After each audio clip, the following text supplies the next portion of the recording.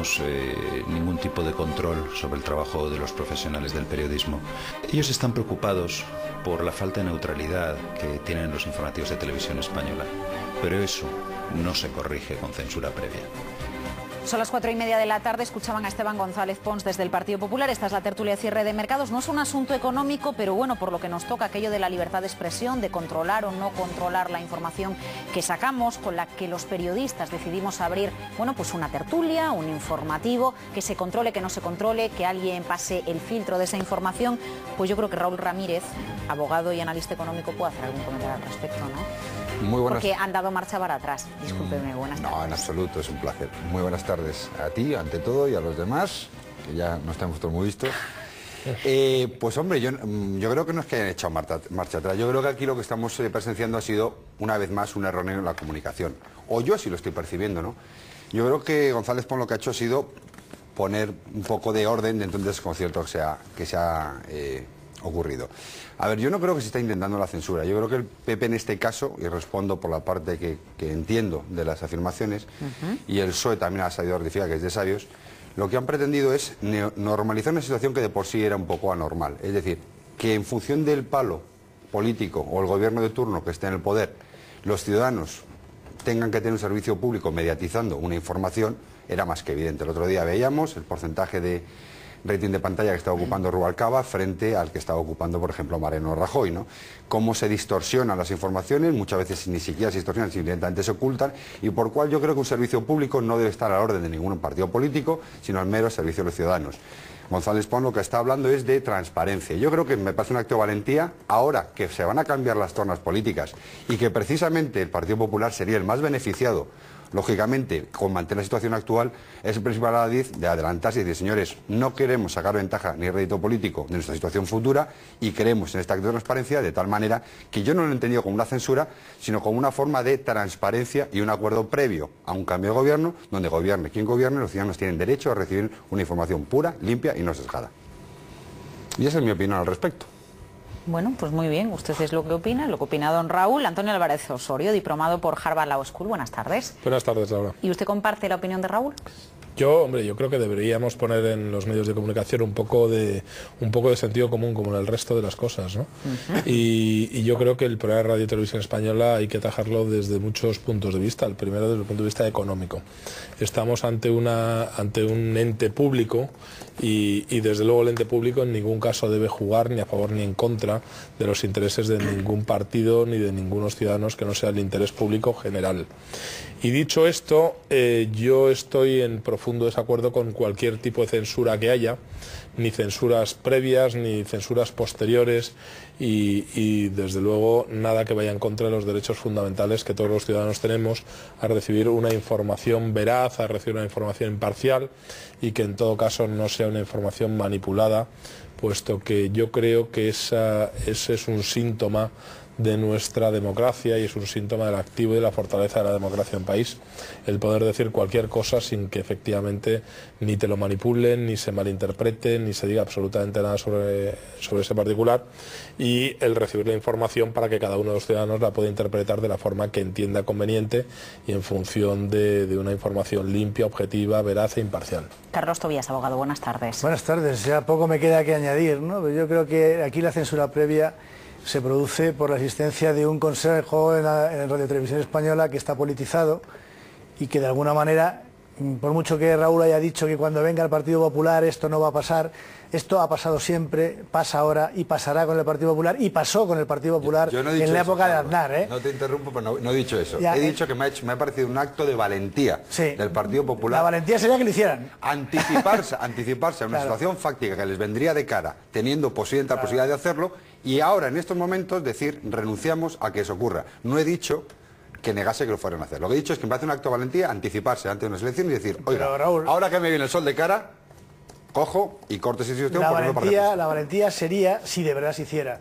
Yo creo que se hará. El Partido Popular fue el primero que votó que no hubiera un político o alguien designado por el partido en el gobierno para mandar en Radio Televisión Española, y colocó lo primero que hizo nada más llegar a uno de los suyos al frente de Televisión Española. Es decir, que al final es lógico, los partidos políticos tratan de controlar la mejor fuente de información. Entonces, a mí lo de la censura previa me parece una auténtica barbaridad, pero en este caso sería una chorrada porque la auténtica censura previa se realiza en la selección, en la preselección de la gente. Y esto yo ya doy por supuesto que lo van a tener que hacer el partido que sea.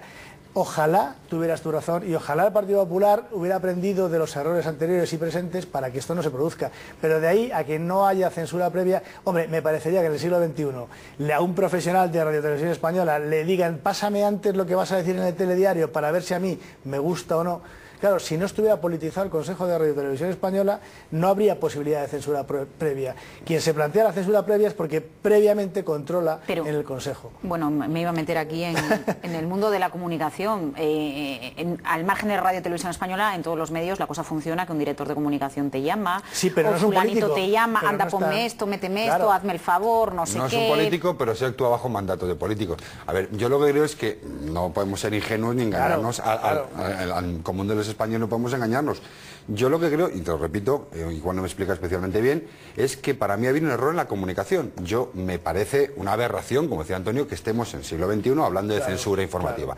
Creo que es una aberración y creo que no han querido decir eso. Creo que no ha sido la forma más elegante ni más inteligente de comunicarlo, y lo que el fondo se está pretendiendo es decir, señores, hagamos una comunicación transparente de tal manera que no censuremos, sino que evitemos precisamente que esta información se mediatice. Claro. Eso es lo que yo he entendido y lo que me parece valiente por parte del Partido Popular es dar un paso al frente en estos momentos. Eso es lo que intento concretar. Antonio, yo estoy de acuerdo con vosotros, pero yo creo que al final la fuerza de los acontecimientos y probablemente lo que ha dicho Raúl, estar ya inmersos en pleno siglo XXI, pues hace que efectivamente la capacidad de censura de los partidos políticos sea mucho menor.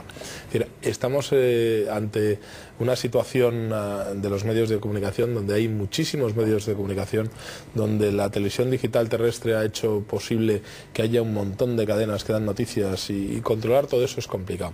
No nos tenemos que olvidar tampoco de los movimientos que se están produciendo de una forma constante a través de las redes sociales, de toda esta situación. Y entonces controlar todo eso, es decir, bueno, se puede controlar porque hay unos índices de audiencia de programas informativos que son los más vistos, los menos vistos y sobre todo los que tienen más pegada por tradición y estas circunstancias. Pero yo creo que la evolución del tiempo y la evolución de todos esos medios tecnológicos hace que efectivamente el ser humano, gracias a Dios, pues tenga menos capacidad de controlar determinadas cosas y que efectivamente pues las cosas sucedan más como tienen que suceder en virtud de las circunstancias que se producen y no en virtud de la capacidad de manipulación que tiene un informador sobre una noticia, ¿no? ¿Podemos cambiar de asunto? ¿Tú eres la jefa? No, el jefe es usted, ya lo sabe cuando viene los jueves, con todo el respeto de don Carlos y de don Antonio. A ver, hablando de declaraciones, si se malinterpretan o no, acabamos la entrevista de cierre de mercados apuntando a Olli Rehn, comisario de Asuntos Económicos y Monetarios, que responde al Fondo Monetario Internacional, a Christine Lagarde, que era colega suya cuando él era comisario de Asuntos Monetarios y ella era la ministra de Finanzas francesa. Insiste el FMI en que hay que recapitalizar la banca europea, habla ya de hasta 300.000 millones de euros, dice Olli Rehn que no comparte lo que dice el Fondo Monetario Internacional, es que esto ya se ha convertido en un a ver quién puede más, en un cruce de declaraciones y con unas bolsas que se están desplomando ya bastante menos de lo que lo hacían antes. No, es que tenemos un problema, yo creo que es que nuestros grandes economistas y nuestros grandes hombres de Estado y nuestros grandes políticos estamos descubriendo que no son tal y en definitiva estamos convirtiendo esto prácticamente a nivel mundial, a nivel de economía mundial, en una barra de un bar donde cada uno llega y pide lo que quiere y no sabe cuánto cuesta y no sabe cuánto va a tener que pagar. Entonces, bueno, decir, la verdad es que es verdad que estamos manejando cifras tan macroeconómicas como que la banca europea necesita 300.000 millones de euros. Y, bueno, es que yo ya no sé cuántos miles de millones de euros, que es que parece que se dice así de una forma como muy aleatoria y de una forma muy fácil, ¿no? Pero al final todos esos miles de millones de euros salen de algún sitio, salen de los ciudadanos, salen de los países emergentes que tienen que pagar, bueno, al final acudirán al rescate unos de otros, no se sabe cómo, pero yo creo que deberíamos tener mucho cuidado con los mensajes que se están mandando, entre otras cosas porque provocan inestabilidad en los mercados y esa inestabilidad y esa inseguridad provoca todavía más turbulencias, con lo cual yo creo que es el momento de que todos hicieran una reflexión, que fueran muy medidos en las declaraciones y en todo caso, a través del conocimiento técnico que tienen sobre las cosas, manejarlo de una forma adecuada para poder con la situación. A ver, a mí lo que me ha sorprendido no es tanto las declaraciones de que unos se quiten a otros, ni las necesidades de financiación que pueda tener la banca, sino por qué se ha llegado a necesidad de financiación de esta banca, ¿no? Durante unos cuantos años hemos estado tirando, como yo digo, la maquinita de crear dinero, la base monetaria, como si el darle a la maquinita y sacar más billetes de imprenta supusiera inundar el mercado de papel y acabar con el problema, ¿no? Por desgracia nos hemos dado cuenta que lo único que hemos hecho ha sido acrecentarlo el doble y a nivel global. Es decir, ahora se está cuestionando si estamos en la punta del iceberg o a punto del precipicio de la segunda recesión. Y esto pasaría por la caída de la banca francesa, cosa que en este programa se ha anticipado hace muchísimo tiempo. Es decir, toda la deuda que se estaba colocando cada semana, porque al final la subasta de deuda parecía ya que era como el que iba a la feria, todos los días tenían cada pueblo una, todas las semanas colocamos 4.000, 3.000, 5.000 millones, da lo mismo si el tipo ya es el 5 o el 6, el caso es seguir a flote, ¿no? Entonces ahora mismo estamos con mitad inmersos sobre la gran, al final un poco, estas cosas acaban aclarando a la gente que no entiende. Yo hablo por la calle con mucha gente y te dicen, joder, Raúl, vamos a ver, pero si es que al final, ¿qué tiene que ver Grecia con España, con Irlanda, con la banca francesa, con la banca alemana, con que estemos en una recesión? Pues muy sencillo, es una gran coleta o una gran merluza que hemos unido la cabeza con la cola. En este caso le ha tocado a Grecia, que ni entramos ni salimos. Grecia ahora mismo solo tiene capacidad de pago para 3 semanas. Y eso lo saben todos. La troika famosa, Banco Central, Fondo Monetario Internacional. Lo saben de sobra. Nosotros no podemos, y hoy hay unas declaraciones tremendamente importantes del ministro belga, en el cual decía que es imposible que Grecia vaya a una suspensión de pagos. Pero no porque técnicamente no pueda ir, solo tiene cobertura de 3 semanas, sino porque no podemos, entre todos, dejar que eso ocurra. El primer mensaje ya está lanzado. ¿Quién ha sido el principal garante o avalador de esa política de inflar la base monetaria en Europa? La banca europea. En concreto 2, la alemana y la francesa. Curiosamente, Alemania es uno de los países que ahora mismo están especialmente preocupados por la acumulación de reserva de divisas que hay y sobre todo por el porcentaje de moneda extranjera que curiosamente están acumulando países que no están en la comunidad, como sería el caso de la India o de Turquía. Esto es tremendamente peligroso en el mercado. Evidentemente el llevar a Grecia técnicamente a la suspensión de pagos, que sería lo más cómodo para todos, dejar de inyectar dinero viendo que no son capaces de crecer ahora mismo, la deuda que tiene, el déficit que tiene Grecia está en 186% de su PIB, una auténtica salvajada. Con lo cual, por mucho dinero que metamos en ese país, el agujero es mucho más ancho del embudo que al revés. Está saliendo más dinero de que es capaz de producir. Mientras no reestructuremos económicamente el país, creemos la plataforma para que eso empiece a funcionar, por mucho dinero que inyectemos, es pan para hoy y hambre para mañana. Curiosamente, para que esto funcionase y esa inyección fuera recapitalizándose, había que echar mano de la banca europea, de los países económicamente más fuertes, y fueron los alemanes y los franceses. La caída de Grecia arrastra ineludiblemente a la portuguesa, a la cual ya se está revisando la necesidad de volver a inyectar dinero. Y por supuesto España e Italia vamos de la mano con un bono en 400 y en 300 con unos créditos de impago. El mercado ahora mismo, el euro totalmente a la baja y el estar o no a punto de una recesión, es cierto, absolutamente cierto que puede ir la segunda. Es probable cada vez menos. ¿Por qué? Porque creo que a diferencia de la primera vez, ahora somos conscientes de dónde estamos y se han tomado medidas. Lo que no ocurrió en la primera, donde negamos la evidencia hasta que nos pasó el tren por encima. Por tanto, todas las revueltas que están ocurriendo en Grecia no es que sean justificadas o no, sino que simplemente se están tomando las medidas que en su momento no quisimos tomar para intentar reducir la capacidad de fuga de dinero no productivo del país. En paralelo, lo que no está haciendo Europa, y creo que debemos hacer todos, es buscar las bases de crecimiento económico sostenible que faciliten que a largo plazo podamos generar riqueza. Única forma de evitar el contagio, bajo mi punto de vista. Ya, lo que pasa es que mira las reacciones populares en Grecia, huelgas, despido de 30.000 funcionarios... Y las tendrás en España, ¿eh? Y las tendrás en España, cosa que los sindicatos en la época de Zapatero no han hecho, pero que a Rajoy le espera un calendario de huelgas espectacular. Y con eso, evidentemente, no vas a conseguir ni productividad, ni credibilidad, ni nada. Totalmente de acuerdo. Yo creo que la posibilidad de que un país salga de la zona euro tampoco sería tan desestabilizador. Es decir, sobre todo si ese país fuera Grecia y no fuera España. El problema es que, como tú dices, si de verdad esto arrastra en una especie de dominó económico mortal, la situación se tornaría en que lo que cae es el sistema euro. Dominó financiero. Porque sí, al final la salida, que hay mecanismos intermedios entre la salida y la suspensión de militancia, entre comillas, claro, existen figuras. El problema es que ya no es un problema de viabilidad de la zona euro o de la moneda del euro, con un euro A o un euro B, sino el problema es que una mala gestión de la política económica y fiscal europea ha arrastrado al sistema financiero productivo. Ese es el problema de fondo que estamos viviendo en Europa y de muy difícil solución. Pero sabes que Grecia no va a poder pagar. Claro. Esto es como la deuda del tercer mundo. Y al final la opción ha sido condonar. ¿Por qué? Porque no se puede pagar. No puede pagar ni los intereses del primer rescate. Claro. Ni los intereses del primer rescate. Entonces, evidentemente, tienes que dar una solución que no puede ser seguir metiendo dinero. Porque esa no es. Lo que pasa es que estamos hablando de Grecia, que es un país que está inserto en la Unión Europea. Sí, sí. Que no es el tercer mundo, con lo cual eso conlleva un problema aparte político y social y de otra índole.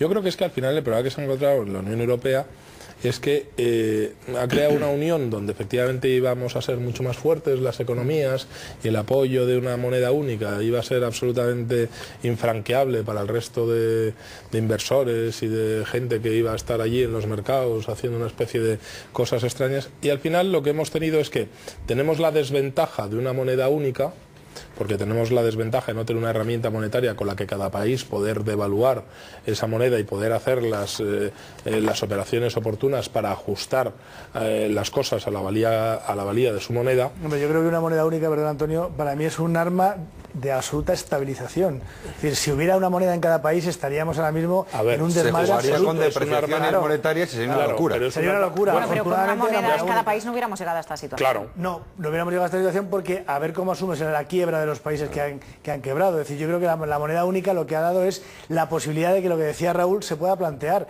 de que yo tenga que velar por ti porque me arrastras. Claro. Si no, te dejaría caer. Pero nunca hubiera existido el boom inmobiliario que hubo en España con unos tipos de interés tan bajos, al margen de medidas fiscales tomadas por anteriores gobiernos. Pero recordar lo que pasó en Argentina. Recordemos lo que pasó en Argentina. Cuando una política fiscal unitaria y una moneda única unitaria nos dan un margen de comparabilidad, probablemente podemos preparar escenarios de futuro trabajo. Cuando cada país queda en su competencia de evaluar su propia moneda, los ratios de credibilidad son nulos, porque el Banco Central Europeo pierde el control de esa base monetaria. Y a partir de entonces aranceles comerciales, con lo cual sería si no imposible. Tú compites en ventaja conmigo. Pero lo que os quería decir yo, por terminar la alusión es: tenemos una moneda única que efectivamente tiene unos rasgos positivos y unas consecuencias positivas clarísimas, pero que serían esos rasgos positivos efectivos en el momento que esa moneda única fuera acompañada por una política única. Una política económica única.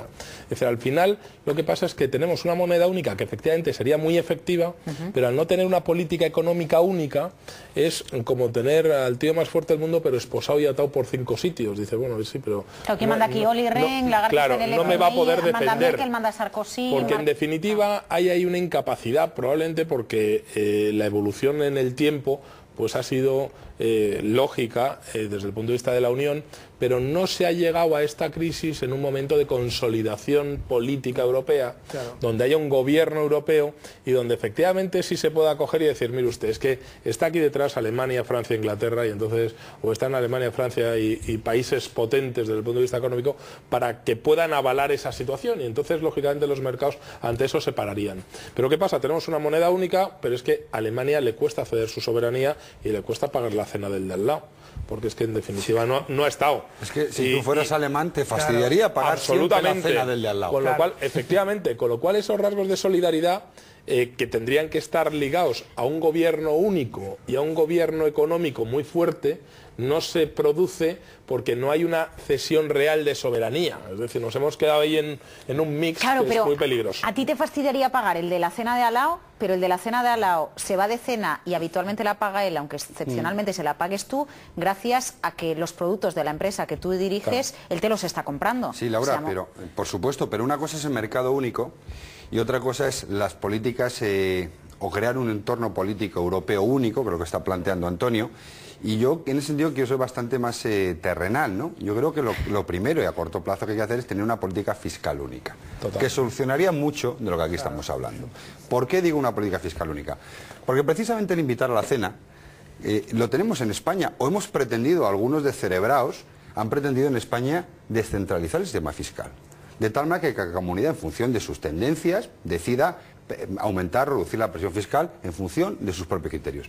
¿Qué está ocurriendo en Europa? Pues exactamente esto.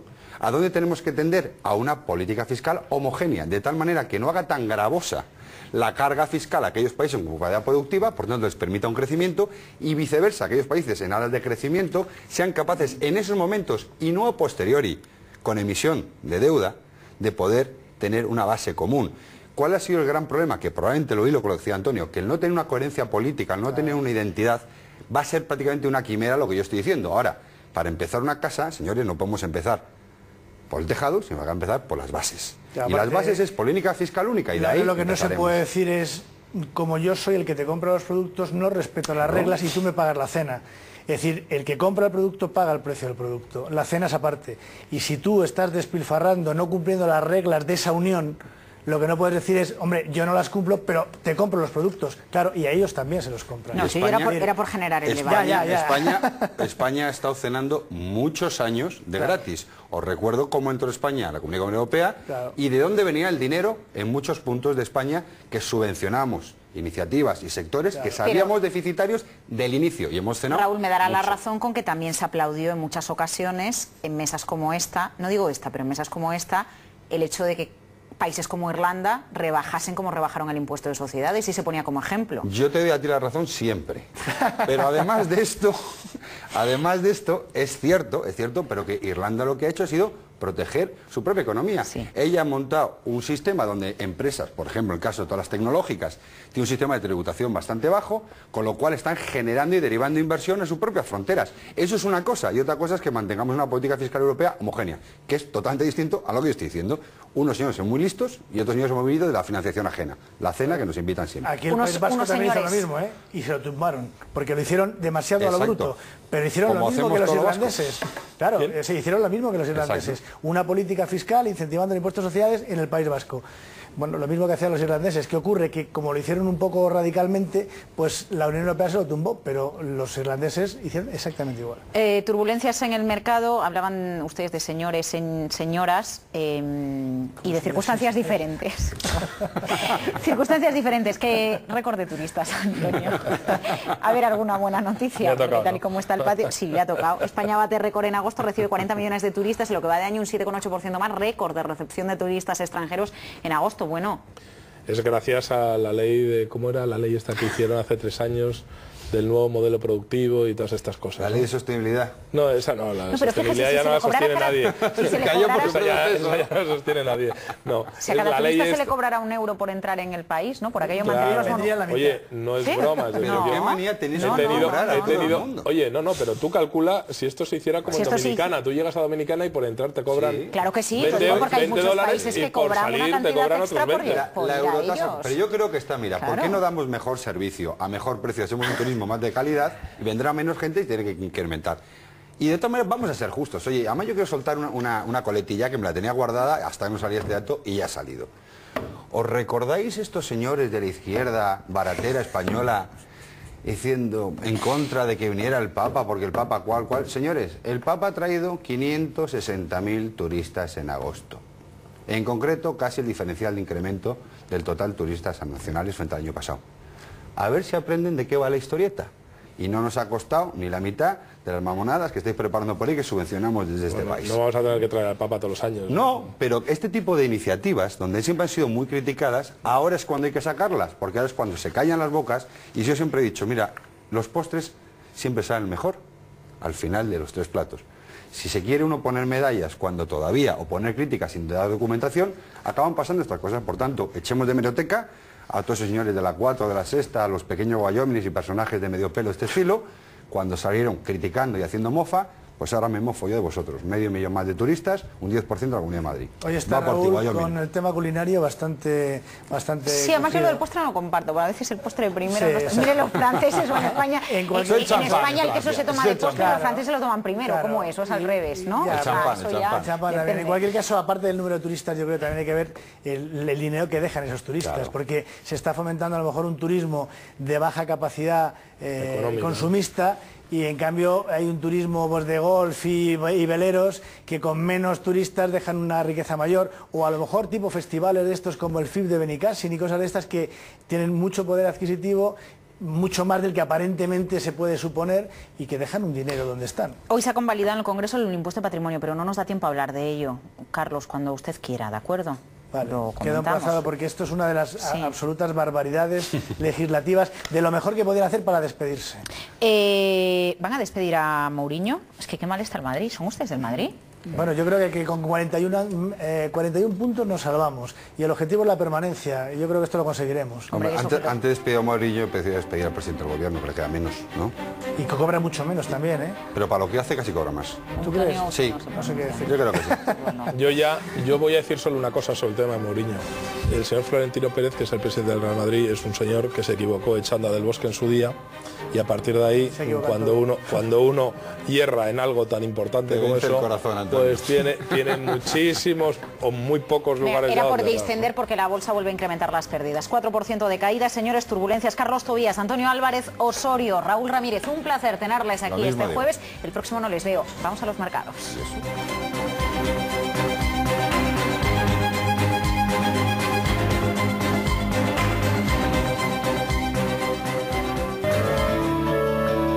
Repsol te ofrece la noticia de acción social. La quinta edición del Día Solidario de las Empresas ya tiene fecha, el 15 de octubre. 5 ciudades acogerán esta iniciativa.